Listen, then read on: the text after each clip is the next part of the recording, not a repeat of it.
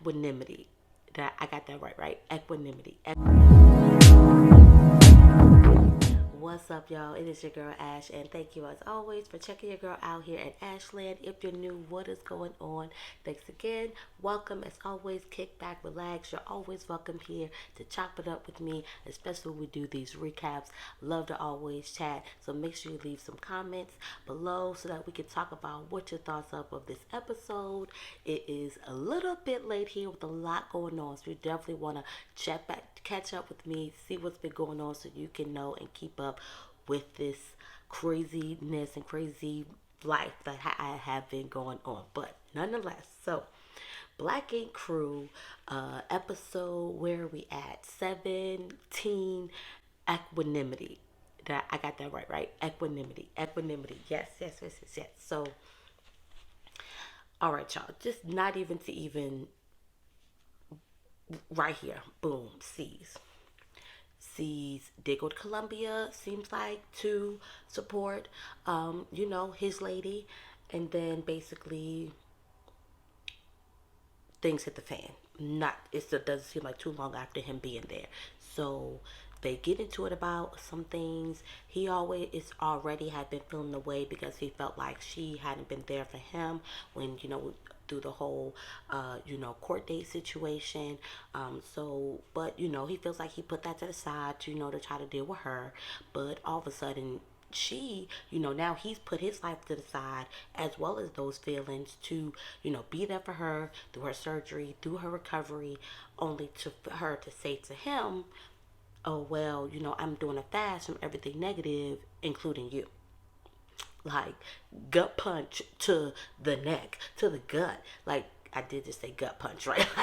like, sis said, like, and he's trying to figure out, like, and it is kind of like, it could be that he might be very well being negative. He does as well have a lot going on, and I do kind of wish that at the same time that she could be a little bit more understanding. While yes, you do, you put things to the side, to do things and to be there for other folk, but to a degree, like, we're human. It is something that you're still dealing with. It's not something that you can completely put off, especially with what he's dealing with. Like, he hasn't seen his daughter. He hasn't had a relationship with his daughter in so long. So boom, he comes back and he's telling Teddy and Puma that basically,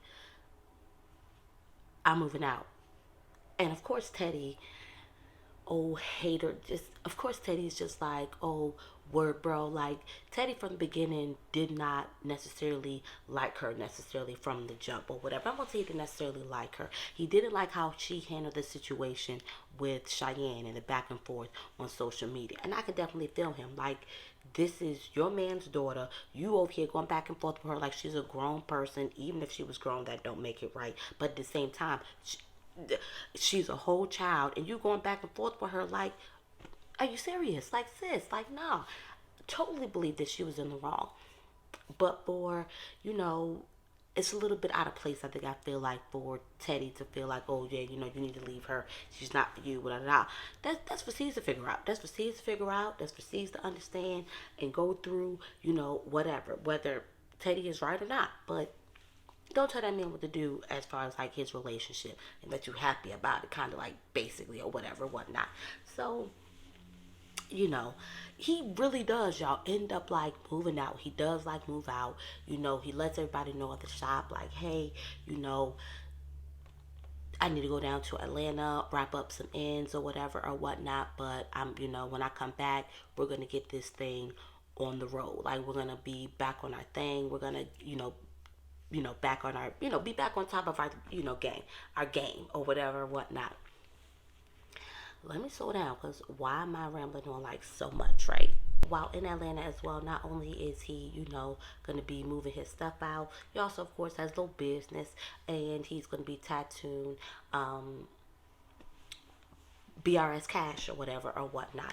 Of course, anytime, he always seems humble anytime he gets to, tattoo a celebrity artist or whatever or whatnot. But as well, it always it's always a moment where he always end up like in some type of reflection. Anytime I feel like they do tattoos is when they end up like in reflection or whatever or whatnot. And he was basically reflecting on what he wanted as far as like a relationship and what he would want back or whatever or whatnot. And as well, like basically it's feeling like this is boom, like he's secure and feeling like in what he want to do or whatnot. But all the while, of course, she ain't know that he was leaving, and why can't I remember her name right now, y'all? But she ain't know that he was leaving, so she comes back home from Atlanta, of course, and sees him gone. Now, at the same time, sees had one of his managers or whatnot from the shop. He had her come along and help him, help her or whatever, basically, just to have more help on hand. But I can kind of see where she was coming from in that, like, but I'm with you, but it was saying like I was saying like on from last week's episode, like this man has a whole, but I get it. I feel like at the same time, I guess she feels like even though he has all this, he has enough people that he should be able to put in place, to take care of some things. And even still, if that is even the case, sometimes the boss has to, like, I don't know.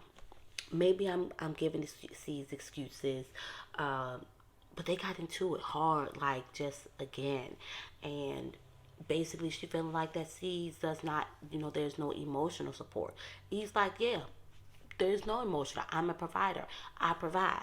Yes, the financial. Yes, that's all me. That that's that, and a lot of that, that's some of our men out here. I've experienced that or whatever, whatnot. Like that's their, love language. That's how they know what to do. Like however you wanna, put it. Providing is how they feel like is how they, show their love.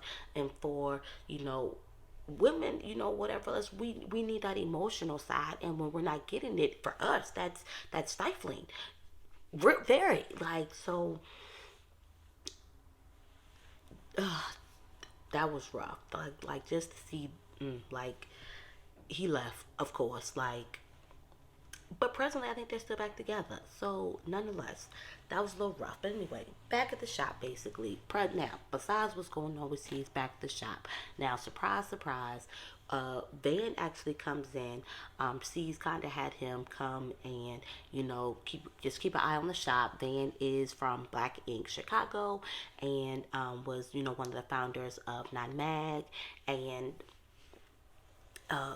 is actually currently is a business partner with Seeds and Black Ink Houston. So Dan has definitely, made a name for himself and then as well as expanded himself, from being on this franchise or whatnot. So outside of that, uh, uh, Alex, who has kind of like, had like he talks about basically like his, overall like relationship with the shop, and he ends up like talking to it with Spider because basically Alex is practicing. Dang, I forgot the word already. He's practicing equanimity. He's practicing equanimity, which is apparently like a mental calmness or whatever or whatnot, so to speak. And as well, he wants to bring that to the shop. So he as well just talks about how coming to the shop, he wasn't even really going to stay, his first year or whatnot, but Donna had been the one who pushed him to stay and really was his his mouthpiece, in the shop. He's not really an outspoken person and doesn't really speak up for himself, and Alex and Donna was that. And not having her here, has kind of, I think, puts him in a, like a, a place of, building that bond. It's up to him to build that bond now with, everybody at the shop, and him introducing them to the equanimity and creating this space, for them, especially because of all, what they deal with. I mean, just they deal with and the shop and whatever, and just personal stuff where you could just go have a calm space, smoke something, like whatever you need to do. Like it looked like it was a whole, like the way they laid that thing out was just lit. They really laid that thing out really nice, in which everybody liked it. And I'm glad that he, was able to get Spider, there to help him. And Spider was like into it. Like they were going and looking at plants, and like Alex was like hip and like knew about like plant stuff, and like that it's 50% increases like your productivity. I was like, oh, like I knew I wanted to get some plants in my place, but here I was just ready to get some fake stuff. Now I'm sitting here like, maybe I need to find something real that hopefully I won't kill. Okay, so he does, like when he creates that space, he as well hopes that it has intention of getting himself closer, and them as well seeing his value, to the him, being at the shop or whatever or whatnot. Even Ted gave the approval, which to Alex was like, all right, so C's is probably definitely gonna like this space, so what else is popping on up at the shop here? Well, Puma, you know played our girl Kwani out. Kwani said, "So you gonna take me out here to the country to be in the woods, but you're not gonna take me. You're gonna take me out to Atlanta to be in the woods, but you're not gonna take me out to Atlanta to house hunt." And I was like, dang, Puma, like she kind of got you on it. Like you taking me out here to tease me, basically, when you know how much I want to be out here. But they went glamping.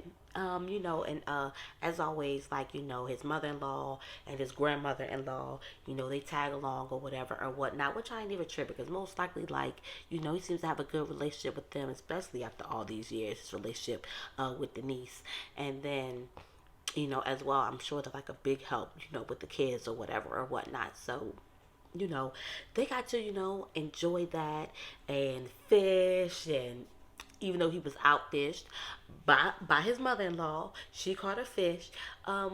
It was just nice for them to be able to go out there, see the space, and as well just be in Atlanta. And, it was about what I said, see the space, just whatever. So, when him and Kwani actually got, a second to really like sit down and like talk or whatever, and like he was just saying like, I get it. It's just, really just like timing. And yes, I wish I was in like a better place, or things were in a better situation, for us. And as well, like his anxiety, what he has a lot of things that he's dealing with that comes into play with moving down to Atlanta. Like it's not just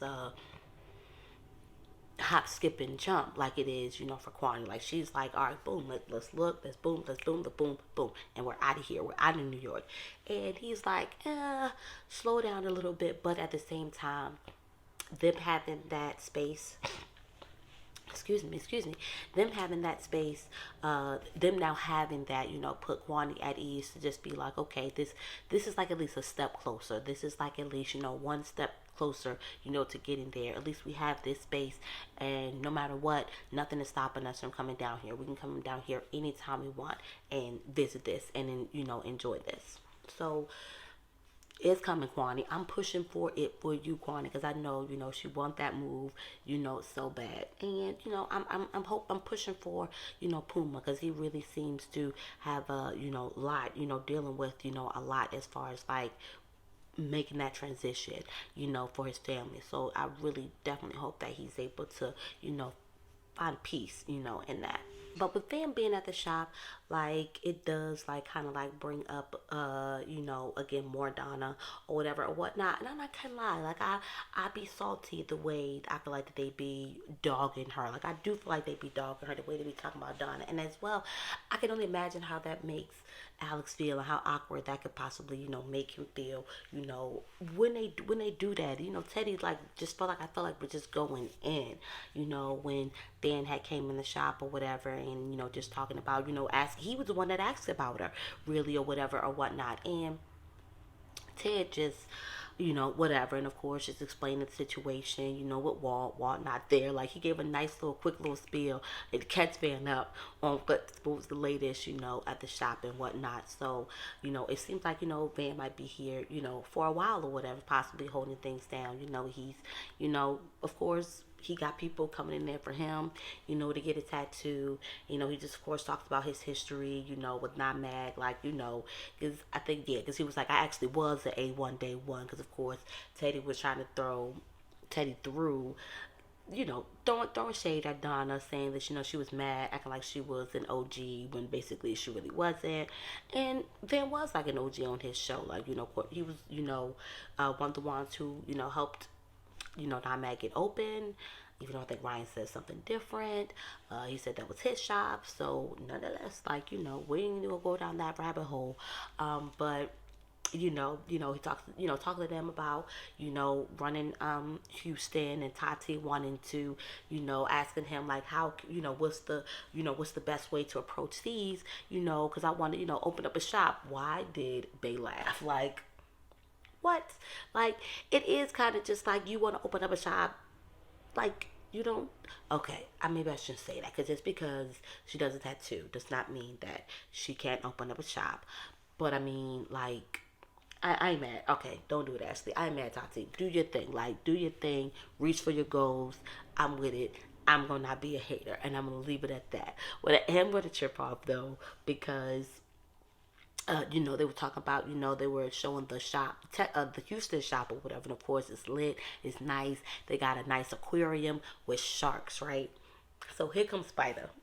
Here comes Spider with these two little, like, like literally the same type of like little like fish. They're not the same ones exactly, but my son, we had gave my son fish, and he had like a little fish tanks like that. It's just like he came with not one but two of these little fish tanks with these little fish in it, and everybody's laughing and throwing shade like this does not even compare. He was like, yeah, so basically, like, yeah, Spider's like, yeah, like, I was a little jealous, that Houston got like fish, so I'm probably like, why am I even trying to mimic him? Because I know I sound horrible, but he basically goes and gets some fish and compares it. He's like, but Teddy's like, but it's those are sharks. He's like, but we gotta start. He's like, y'all got fish. He's like, those are sharks. He's like, if you got like $4 fish, he's like, well, we gotta start somewhere. And I'm like, yo. And then one of the tanks is looking all foggy. It was like, bro, you tried. It's cool. Like, the fish probably gonna be dead. We not probably gonna be see them by the next episode, but nonetheless, like with all this being said, with Alex, something happens. So, and something happened with him, and as far as like speaking on C's or speaking bad about C's. So all this is all, it's the reason, I guess, Alex is being, spotlighted right now in these upcoming episodes. So I'm definitely, hyped for that. I don't want to promise you guys anything. I'm gonna try to possibly get this tonight's episode out tonight, but because today is officially it's officially a week later from this day that this episode came out. So nonetheless, I'm gonna get this pushed out there, and y'all of course come back with me, check me out, like and thumbs up. Like and thumbs up, it's the same thing. Thumbs up this video, subscribe to the channel. As always, I will catch you guys later. Peace.